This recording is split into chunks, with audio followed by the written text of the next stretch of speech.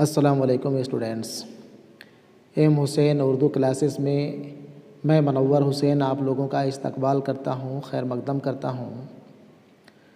आज मैं क्लास 10वीं का जय के बोर्ड का 2023 का उर्दू का ऑब्जेक्टिव क्वेश्चंस लेकर के आप लोगों के सामने हाजिर हूँ। आज आप मेरे साथ देखेंगे 2023 का फाइनल एग्ज़ाम का उर्दू पेपर का ऑब्जेक्टिव क्वेश्चंस मारूजी सवालात। ठीक है ना। यह सवाल 2025 के फाइनल एग्ज़ाम के लिए आप लोगों के लिए काफ़ी इम्पोर्टेंट सवाल हो सकता है, क्योंकि हम लोगों को पता है कि सवाल जनरली जो भी सेट करते हैं वो पिछले साल का सवाल छोड़ करके उसके पहले वाला सवाल सेट किया करते हैं। तो ये सवाल चूँकि 2023 का है और आप इम्तहान 2025 में दे रहे हैं, इसलिए यह सवाल आपके 2025 इम्तहान के लिए काफ़ी ज़्यादा मुफीद, काफ़ी ज़्यादा कारआमद साबित हो सकता है। ठीक है ना। 2023 और 2025 के सवाल में बस फ़र्क ये होगा कि 2023 का जो सवाल पूछा गया था वो 2 पार्ट में था, 2 हिस्से में था।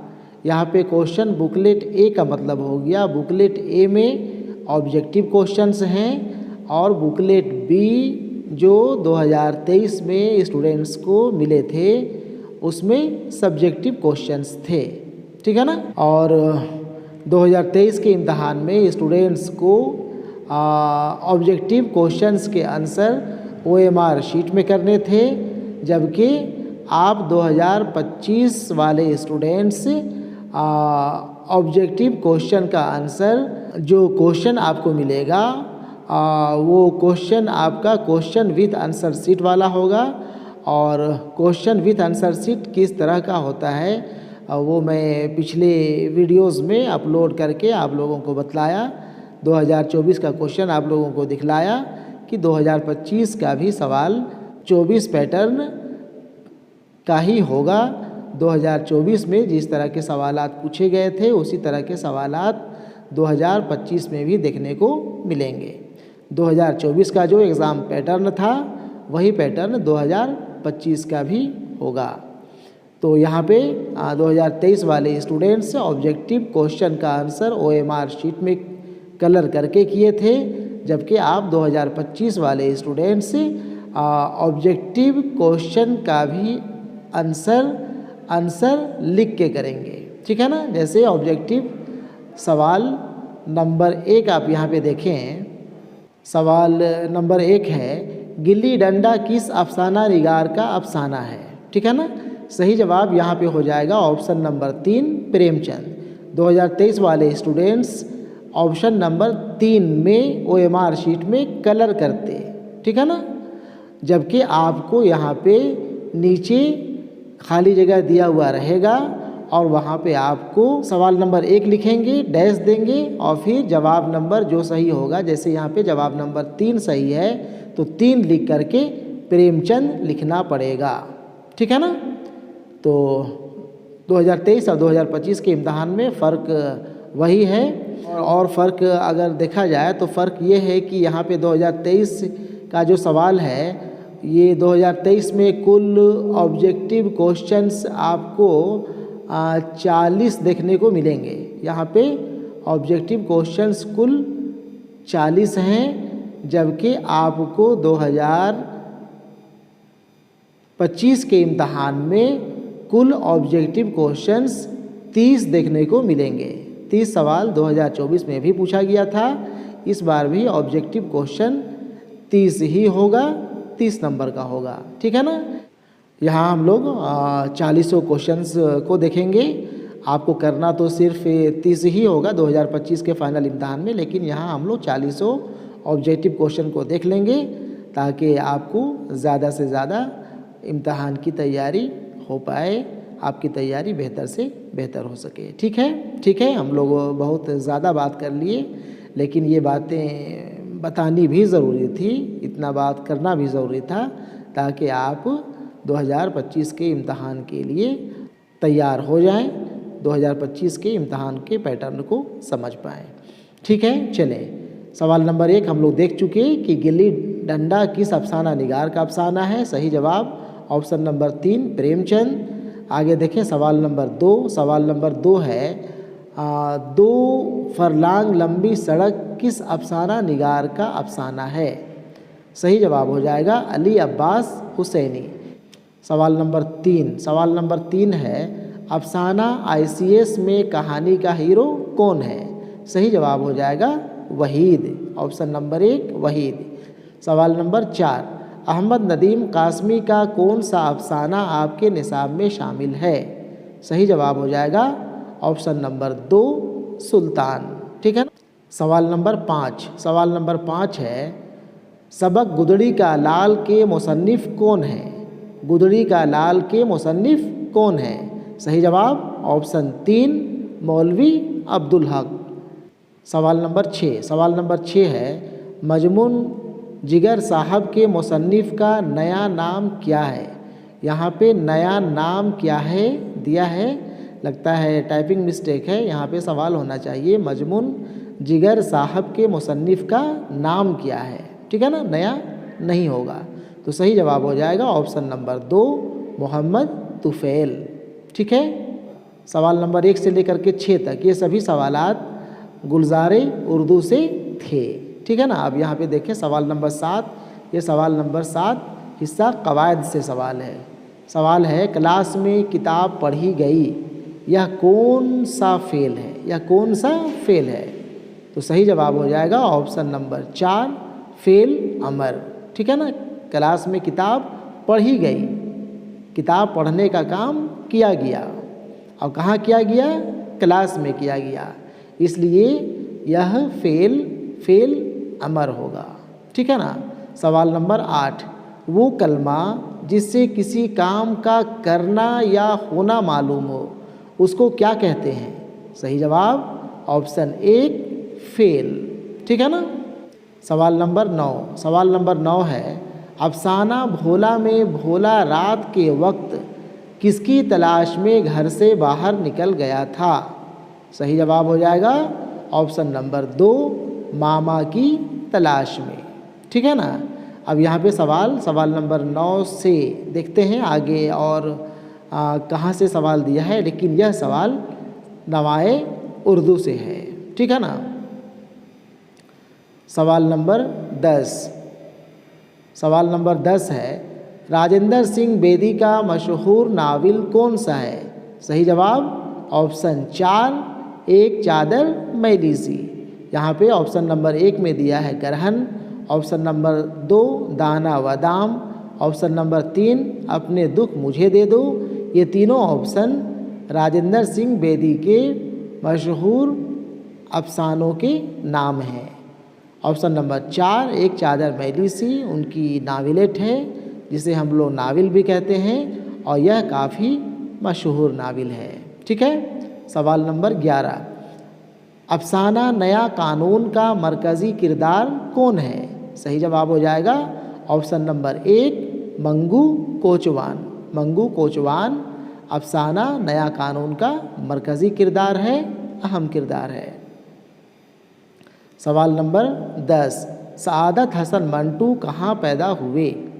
सआदत हसन मंटू जो अफसाना नया कानून के मुसन्निफ हैं, अफसाना निगार हैं, ये कहाँ पैदा हुए। सही जवाब ऑप्शन नंबर 2 लुधियाना में, पंजाब के लुधियाना में सआदत हसन मंटू पैदा हुए थे।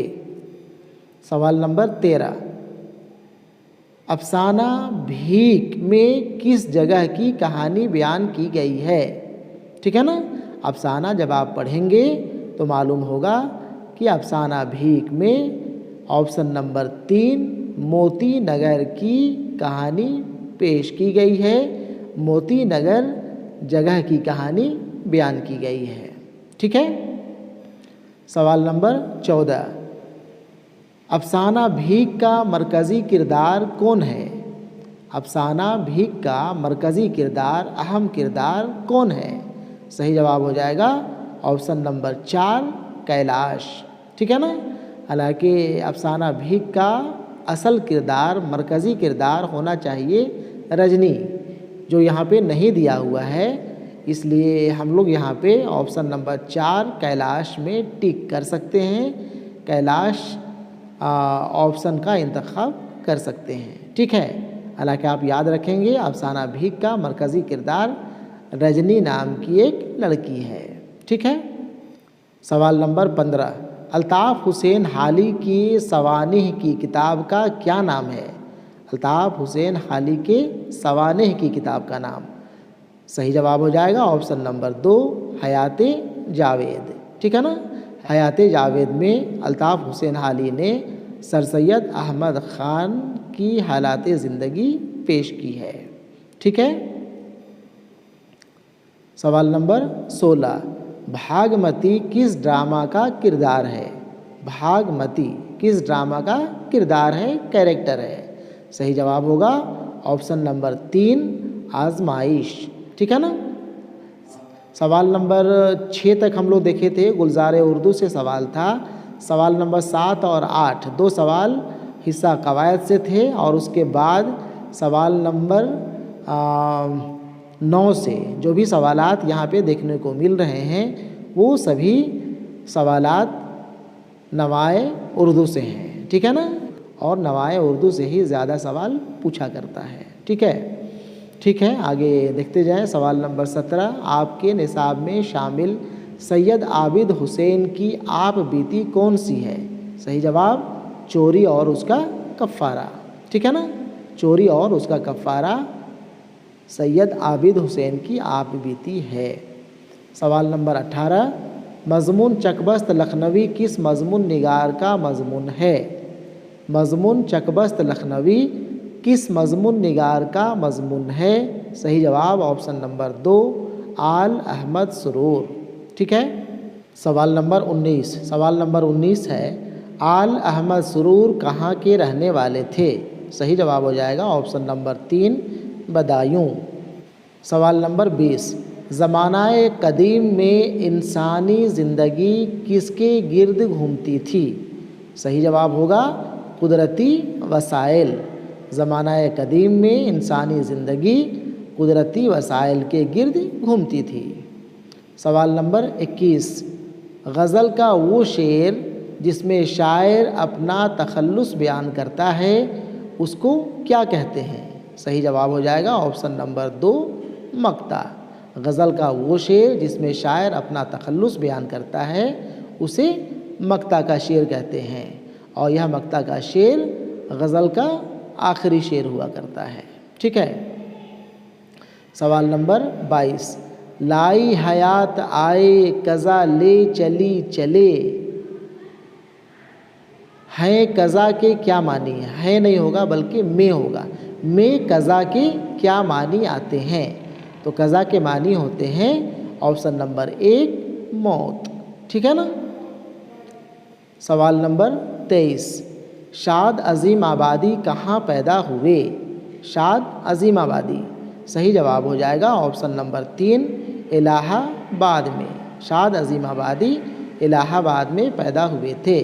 हालांकि अजीमाबाद पटना का पुराना नाम है, ऐसे में आपको कन्फ्यूज़न हो सकता है कि शाद अज़ीम आबादी पटना में पैदा हुए होंगे, लेकिन इनकी पैदाइश जगह इलाहाबाद है। ठीक है। सवाल नंबर 24, आलामे रोज़गार को आसान बना दिया, यह किस शायर की गज़ल का मतला है? याद रखेंगे, आलामे रोज़गार को आसान बना दिया, यह असगर गोंडवी की गज़ल का मतला है। ठीक है। सवाल नंबर 25, असगर गोंडवी का असल वतन कहाँ है? सही जवाब गोरखपुर। ठीक है ना। सवाल नंबर 26, यास यगाना चंगेजी का असल नाम क्या है? यास यगाना चंगेजी का असल नाम क्या है? सही जवाब ऑप्शन नंबर 2 मिर्ज़ा वाजिद हुसैन। ठीक है ना। यास यगाना चंगेजी का असल नाम मिर्ज़ा वाजिद हुसैन है। सवाल नंबर 27, जिस नज़्म में तमाम मिसरा बराबर हों मगर उनमें काफ़िया की पाबंदी हो उसको क्या कहते हैं? जिस नज़्म के तमाम मिसरे बराबर हों और काफ़िया की भी पाबंदी की गई हो उसे पाबंद नज़्म कहते हैं। ठीक है। सवाल नंबर 28, नज़्म हकीकत हुस्न में खुदा से किसने सवाल किया था? ऑप्शन नंबर 3 सही जवाब हो जाएगा हुस्न ने। ठीक है। सवाल नंबर 29, फलक पे आम हुई अख्तरे सेहर ने सुनी में अख्तरे सेहर के क्या मानी है? फलक पे आम हुई अख्तरे सेहर ने सुनी, यह मिसरा भी हकीकत हुस्न से दिया हुआ है। यहाँ पे अख्तरे सेहर का मानी पूछ रहा है, तो अख्तरे सेहर के मानी होते हैं सुबह का सितारा। ठीक है। सवाल नंबर 30, अख्तर शिरानी का असल नाम क्या है? अख्तर शिरानी का असल नाम ऑप्शन नंबर 4 दाऊद खान है। ठीक है ना, अख्तर शिरानी का असल नाम दाऊद खान है। तो यहाँ पे 30 सवाल हमारा कंप्लीट होता है। ये 30 सवाल ही आपको 2025 के इम्तहान में देखने को मिलेंगे। सवाल नंबर 1 से लेकर के 30 तक इसी तरह से ऑब्जेक्टिव क्वेश्चंस मारूजी सवालात आपको देखने को मिलेंगे और इतना ही सवालों के जवाब आपको अपने आंसर शीट में लिखना है। ठीक है। सवाल नंबर 31, कैफी आज़मी की कौन सी नज़्म आपके निसाब में शामिल है? सही जवाब ऑप्शन 1 आंधी। ठीक है ना। सवाल नंबर 32, फितरत की दी हुई मुसर्रत खोकर यह किस शायर की रुबाई है? रुबाई का पहला मिसरा है फितरत की दी हुई मुसर्रत खोकर, यह किस शायर की रुबाई है? सही जवाब ऑप्शन नंबर 3 तिलोक चंद महरूम। ठीक है ना। सवाल नंबर 33, एक हल्काए जंजीर तो जंजीर नहीं है, यह किस शायर की रुबाई है? यह सवाल भी उसी तरह से पूछा गया है कि यह मिसरा, यह रुबाई किस शायर की रुबाई है? सही जवाब ऑप्शन नंबर 2 फिराक गोरखपुरी। ठीक है। सवाल नंबर 34, अफसाना गिल्ली डंडा में मुसन्निफ ने अपने दोस्त का क्या नाम बयान किया है? अब यहाँ पे सवाल नंबर 33 तक सवाल नवाए उर्दू से थे। अब यहाँ पे सवाल नंबर 34 फिर से एक बार गुलज़ारे उर्दू से सवाल दिखाई पड़ रहा है। सवाल नंबर 1 से लेकर 6 तक गुलज़ारे उर्दू से सवाल तो थे ही, सवाल नंबर 34 भी आपका गुलज़ारे उर्दू से ही सवाल है। अफसाना गिल्ली डंडा में मुसन्निफ ने अपने दोस्त का क्या नाम बताया, क्या नाम बयान किया है? सही जवाब हो जाएगा ऑप्शन नंबर 4 गया। ठीक है। सवाल नंबर 35, आपके निसाब में देवेंद्र सत्यार्थी का कौन सा अफसाना शामिल है? सही जवाब अन्न देवता। ठीक है। यह सवाल भी गुलज़ारे उर्दू से ही है। सवाल नंबर 36 है, दर्ज झेल में से रतन सिंह का अफसाना कौन सा है? सही जवाब हो जाएगा ऑप्शन नंबर 1 मन का तोता। ये सवाल भी गुलज़ारे उर्दू से ही। ठीक है ना। सवाल नंबर 34, 35, 36 3 सवाल इधर और शुरू की 6 सवाल यानी कि 6 और 3 9 सवाल आपको 2023 के फाइनल इम्तहान में गुलज़ारे उर्दू से पूछे गए थे। ठीक है। सवाल नंबर 37 हिस्सा कवायद से ग्रामर से है। मुहावरा आसमान के तारे तोड़ना के क्या मानी आते हैं? सही जवाब हो जाएगा आसमान के तारे तोड़ना का मतलब बहुत मुश्किल काम करना। ठीक है। सवाल नंबर 38 है, एक अनार 100 बीमार कहावत का क्या मतलब है? इसका मतलब हो जाएगा एक चीज़ के बहुत चाहने वाले। एक अनार 100 बीमार, एक चीज़ के बहुत चाहने वाले। ठीक है। सवाल नंबर 39, मुहावरा आंसू पी जाना के क्या मानी आते हैं? आंसू पी जाना, इसके मानी होंगे गम खाना। गम खाना, अफसोस करना, रंजीदा रहना, आंसू पी जाना का मतलब होता है। ठीक है। सवाल नंबर 40, सवाल नंबर 40 है, कलाम में ऐसे अल्फाज इस्तेमाल करना जो एक दूसरे की जिद हो, उसको क्या कहा जाता है? जिद का मतलब उल्टा। कलाम में ऐसे अल्फाज इस्तेमाल करना जो एक दूसरे की जिद हो, उल्टा हो, उसे क्या कहा जाता है? सही जवाब हो जाएगा ऑप्शन नंबर 1, तज़ाद। सनते तज़ाद कहा जाता है। ठीक है। ठीक है। इस तरह से 2023 में 40 सवाल पूछे गए थे। आपको 2025 के इम्तहान में 30 सवाल होंगे। ठीक है ना। आप 40 सवाल का जवाब याद कर लेंगे और इस सवाल को देखने से एक बड़ा आइडिया भी आपको फाइनल इम्तहान के लिए लग जाना चाहिए कि सवाल किस तरह का पूछा जा सकता है। मेरे ख़्याल से आप अगर उर्दू का सिलेबस सही से 10वीं क्लास का देख लेते हैं तो आपको उसी से फाइनल इम्तहान में कई सवालात देखने को मिल सकते हैं। ठीक है। तो ठीक है, आने वाले दिनों में इंशाअल्लाह मिलते हैं हम लोग सब्जेक्टिव क्वेश्चंस को लेकर के। ठीक है। अल्लाह हाफ़िज़।